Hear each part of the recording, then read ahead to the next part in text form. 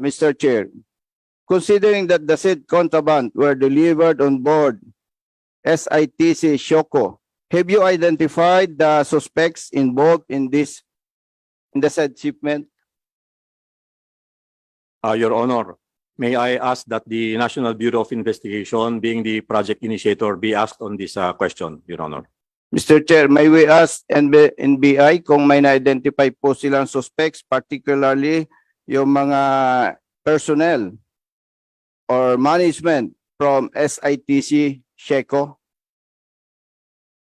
Mr. Chair, good morning, Your Honor.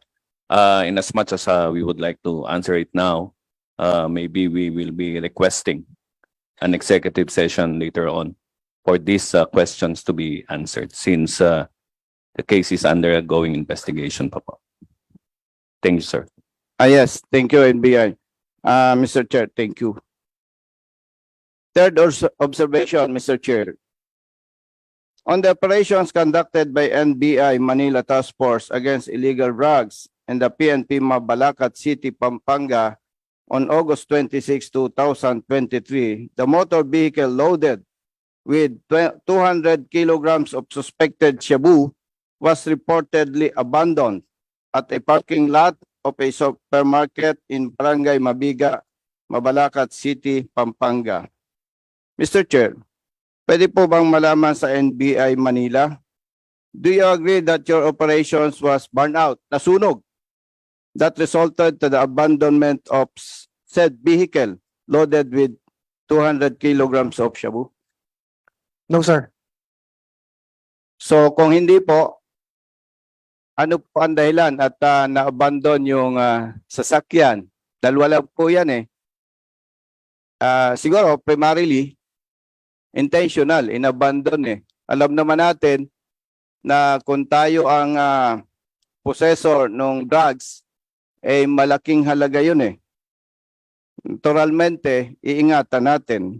So kung hindi po agree ang NBI Manila, ano po ang nakikita nating dahilan at inabandon yung sasakyan na may malaking volume of shabu? Mr. Chair. Mr. Chairman, the vehicle was abandoned 6 days already when the NBI was called to inspect the vehicle. Again, Mr. Chair, wala po kayong idea or lead bakit inabandon yung sasakyan samantalang malaki pong halaga ng shabu at nandun? Wala po ba tayong idea, Mr. Chair? Yes, Mr. Chairman, according to the informant, no, the driver felt that he was being followed by law enforcement agency. So he decided to park the vehicle in the mall and he just abandoned it, no? Just ran away. Mr. Chair, considering na inabandon yung subject vehicle, paano po ninyo nalaman na mayroong abandoned vehicle doon sa supermarket na yon loaded with more or less 200 kilograms of shabu? Mr. Chairman, it was called to us by the security guards of the mall.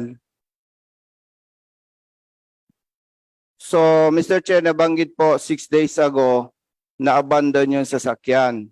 Saan po ba tumawag yung sinasabi nating security personnel?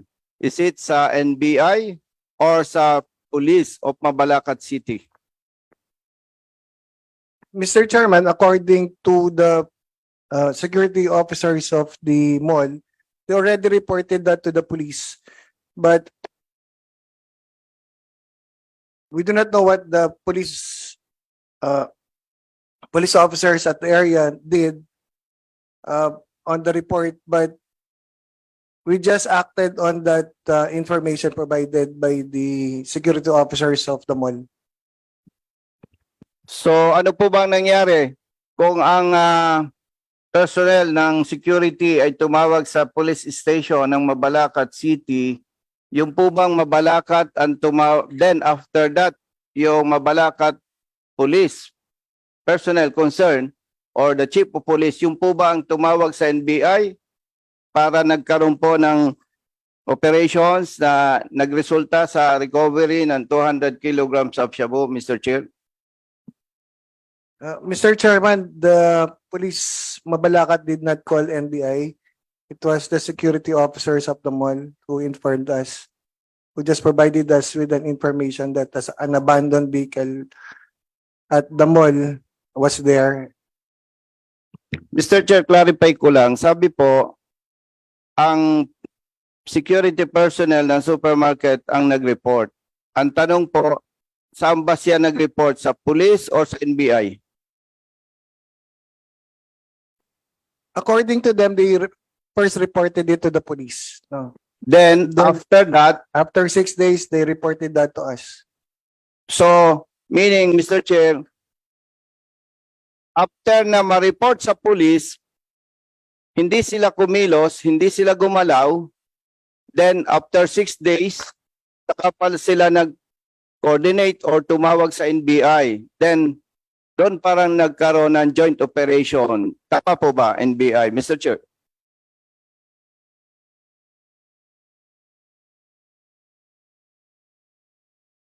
So after 6 days, when the matter was reported to us, the NBI proceeded to Mabalacat, Pampanga, Mr. Chairman. So, Mr. Chair, very clear na after 6 days, doon pa lang nagkaroon ng aksyon to address this abandoned vehicle. Tama po ba, NBI, Mr. Chair? Yes, Mr. Chairman. Mr. Chair, nandito po ba yung Chief of Police ng Mabalacat City, PNP? Yes, we invited the Chief of Police. Nandito si ang Chief of Police ng Mabalacat. Yeah. Can you please occupy the seat in front?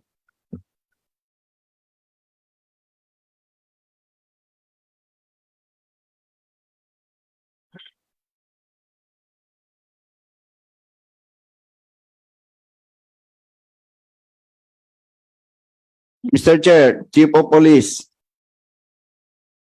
do you agree doon sa nabanggit po ng NBI na ang security personnel ng supermarket ang nag-report sa police station na sinasabing may abandoned vehicle doon sa supermarket? Yes, sir. Ano po ang date noon? August 25, sir, in my recollection, according to the blatters ng Mabalacat City Police Station, sir. Mr. Chair, after na ma-report po sa inyo na August 26? 25, 25, sir, yung coordination. No, please. Kailan po ni-report sa inyo ng security personnel ng supermarket na mayroong abandoned vehicle? I think August 20, sir. August 20. Hindi po tayo sigurado. Allow me, sir, to review my reference, sir. Mr. And, Chair, An apology, sir. The Chief of Police on that date, sir, is Police Lieutenant Colonel Abraham Abayari, and I assume the post September 22, 2023, sir. Mr. Chair, with all due respect, I think hindi po siya dapat ang sasagot doon sa ating mga clarificatory questions. Baka po magkaroon lamang ng problema kung siya ang sasagot. Mr. Chair, na-invite po ba yung Chief of Police during the time na nagkaroon ng ganitong incident? Comsec, did we invite the Chief of Police at that time when the abandoned vehicle was discovered? So hindi kayo ang Chief of Police that time? Hindi pa po, sir. So I'm sure, but merong reports yan, di ba? Meron, sir. Meron. So anong naka-blatter sa inyo? Ano yung nakalagay sa report nyo? When was the information given to the Chief of Police regarding an abandoned vehicle dyan sa parking lot? Sir, based on the blatter, sir, only August 20, sir, Sunday morning, na tumawag sir ang security guard ng SM Hypermarket sa CTOC sir na Mabalacat CPS, informing that a Toyota Avanza red in color bearing plate number CGS 643 was abandoned on their parking lot since August 19, 2023 night until the pag-report nila sir. Does that satisfy Congressman Busita? Yes, Mr. Chair, meron lang po akong follow-up questions. Last question, Congressman Busita. Yes, Mr. Chair. Kung August 20 na-report sa police station yung abandoned vehicle, Mr. Chair, kailan po naman nag-report? Or ano po yung kanilang action taken after they received said report?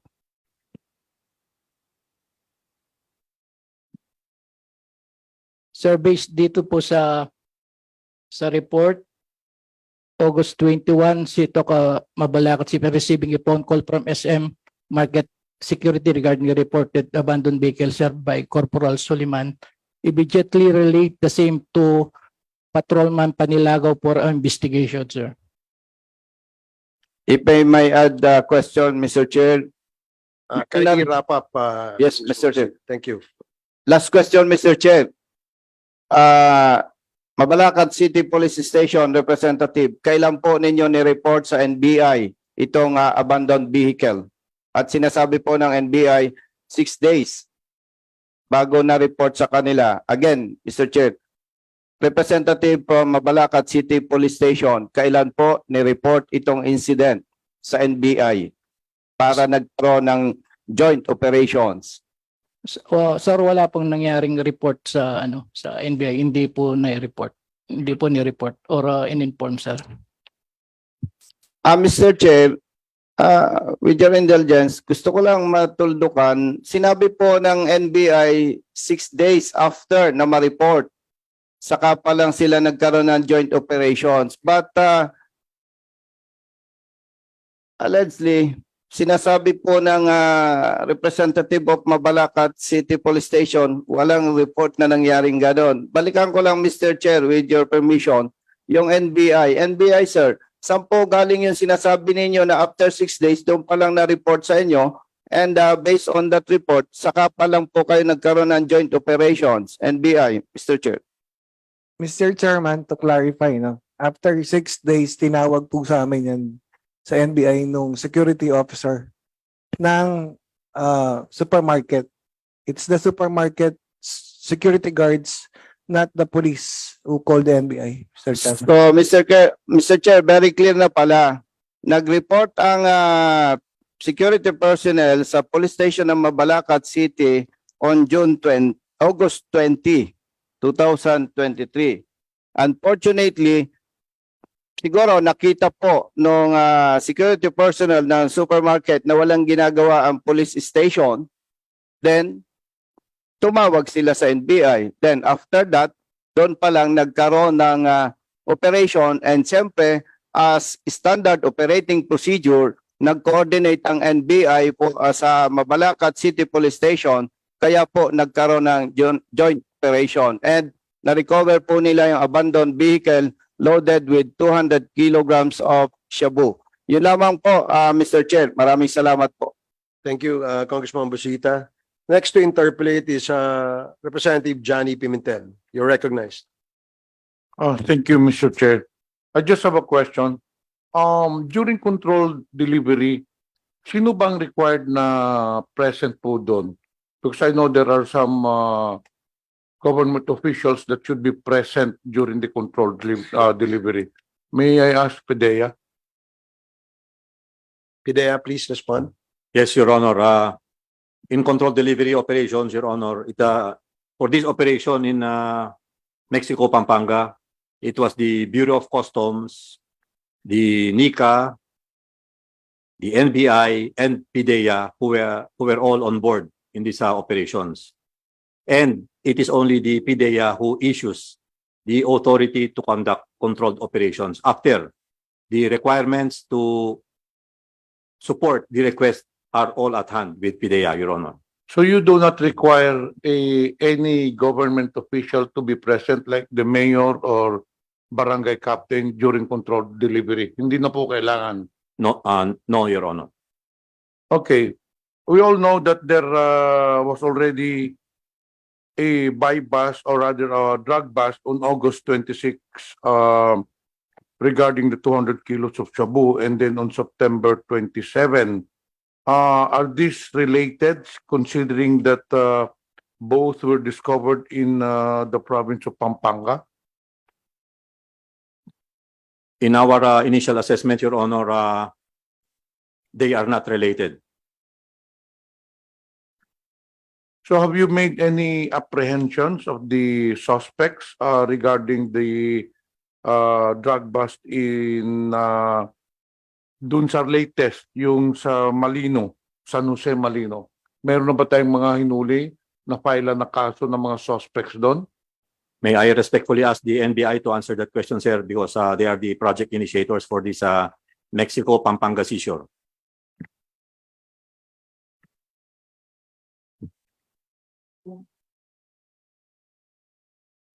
Mr. Chair, we would answer those questions, sir, during the executive session if we will be given a time to Okay, I respect request. that. Thank you, sir. Now, the Chair. drug bust happened in San Jose Malino, hindi po ba? Is that correct? That's why they're requesting. Yes, sir. Nandito po ba ang Mr. Chair, ang barangay captain ng San Jose Malino? Yes, we invited him. May I request the barangay captain of San Jose Malino to take the seat para may tanong po tayo? Okay, may we ask the barangay officials that we invited as resource persons to be under oath, no? And may I ask the committee secretary to please administer the oath of all our resource persons present in this committee hearing. Yes, I would like to request all our resource persons to please stand. All our resource persons, and please raise your right hand. I state your name. I solemnly swear to tell the truth and nothing but the truth in this congressional inquiry, so help me God. Thank you. Okay,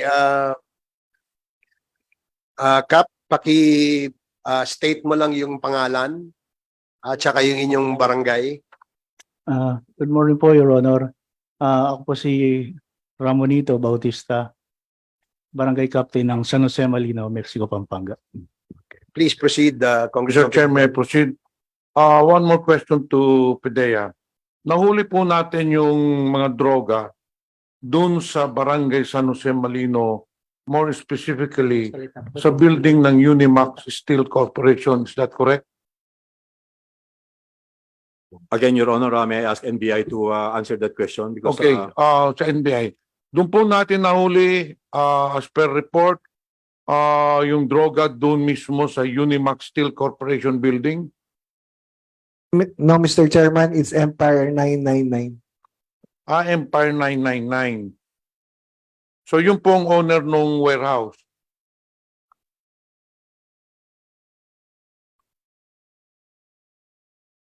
It's Mr. Willie Ong. Okay. To Barangay Chairman, kailan po tinayo itong building ng Empire 999? Actually po, January po yung building permit na na-approve. As our record po, November po nag-start yung building. November of 2022. Opo. Nakilala niyo yung si Mr. Willie Ong, Mr. Chair? Namit ko po nung kumukuha sila ng building permit doon sa sa permit sa clearance sa pagtayo ng building. Alam niyo po ba, Mr. Chair, kung kaninong lupa binili ni Mr. Willie Ong itong pinagtayuan ng building? Wala po akong knowledge doon sa sa pagbili nila. Kung Hindi, sino pero po you're the yung- barangay chairman you should know sino-sino yung mga tao doon, sino-sino mga may-ari ng mga lupa. So sa pagkakalam nyo, hindi nyo alam kung sino talaga may-ari ng lupa. Ang alam ko po, tatlo ata may-ari yung kaso. Di ko na alam kung sino-sino sila po. So Mr. Chair, bago tinayo yung building, lumapit sa iyo yung Mr. Willie Ong. Opo. Nagkausap kayo. Opo, sir, doon po sa pagkuha ng permit to construct po ng kanilang... So nung nag-uusap pa kayo, Mr. Chair, ano hong sinabi niya sa inyo? Ano hong tatayo niya? Warehouse po, warehouse. So far, nung naitayo ng buildings, November, ano hong activity ang nakita ninyo doon, Mr. Chair? Actually po, for warehouse po yung naitayo. As of now po, kasi may problema po ata sila sa permits. Wala pa po silang permit, kaya ang alam namin, hindi sila nag-ooperate.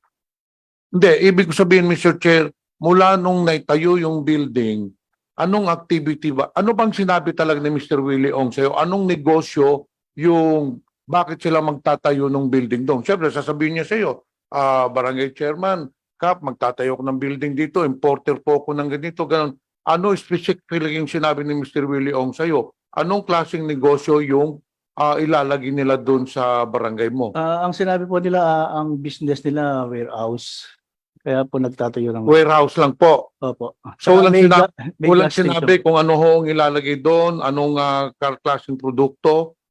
Ano po, pare-rent lang po nila. It's for rent. So, Mr. Willie Ong, ang sinabi po, Mr. Chair, is nagtayo ng building and then po for rent. Ngayon, ang tanong ko po, mula nung naitayo, from November until nang bago nagkahulihan, anong activity? Kasi ikaw ang barangay captain eh. I know, nasa politika din po tayo, lahat ng barangay captains, alam po nila nangyayari doon sa barangay nila. Alam nila kung sinong pumapasok ng mga tao, anong mga klaseng mga ginagawa. So nung naitayo na po yung building, anong nakita ninyong activities doon? May mga pumapasok ba ng sasakyan, nagde-deliver po ng produkto, sino pong mga tao doon? Ano hong nakita ho ninyong activity mula nung itinayo ng building, Mr. Chair? Ang alam ko po, wala pang laman yung mga building kasi wala pa sila pa pong permit. Hindi pa po kumuha ng permit sa barangay. Ang alam namin po ng kasama ko sa Sanggunian, mga council ko, wala pa po, hindi po sila nag-ooperate. Pero wala po, yun na nga, okay, nandun na po tayo, Mr. Chair, na hindi pa sila nag-ooperate. Pero wala ba kayong nakikita pumapasok ng mga tao doon?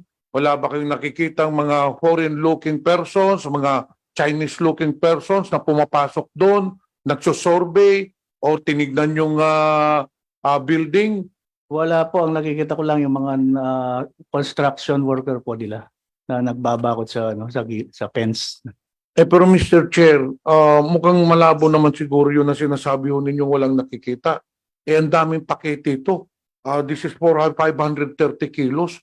Imposible naman pong walang nakakalam dyan sa barangay ninyo na wala nakikita ng mga kahit na sinong tao. Paano pinasok po yun? Actually po, nung September 23, dumating po yung NBI NCR sa amin. Nag-ano po sila na magpapasama sana sa operation nila sa warehouse. That time po wala pa ako kasi may meeting ako sa San Fernando. Pinasama ko po yung isa kong kagawad at saka barangay secretary. Pero Mr. Chair, nagbigay po kayo ng barangay clearance kay Mr. Willie Ong na magtayo ng building. Opo,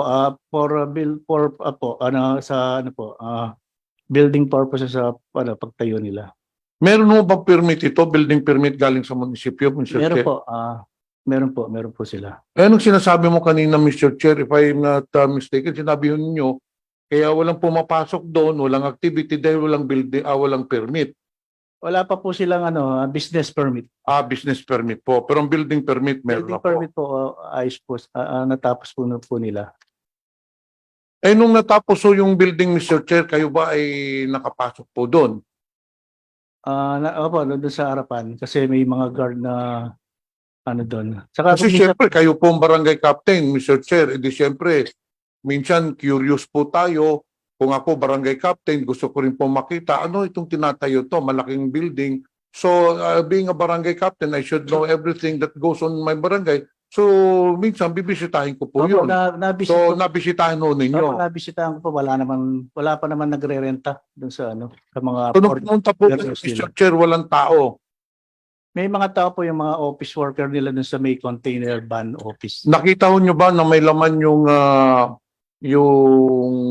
yung bodega? Wala po. Wala ho. Ngayon, nandito po ba, Mr. Chair, ang taga-munisipyo ng Mexico?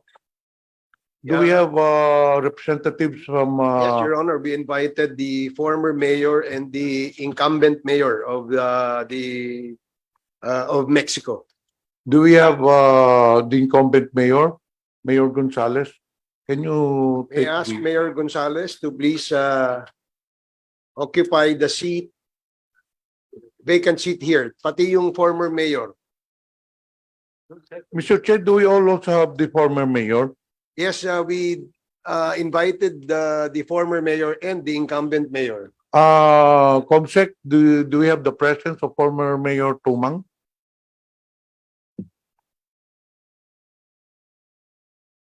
Mayor- Comsec, do we Mayor have? Tumang, is he present? Ito si Mayor Tumang. Nag-oath na po ba kayo, Mayor Tumang? Ang ating incumbent mayor, si Mayor Gonzales, is he present? Yes. Okay. Mr. Chair, may I proceed? Yes, please proceed. Sinasabi ho nila, nagbigyan ho ninyo ng building permit yung Empire 999, pero wala pa hong business permit. Tama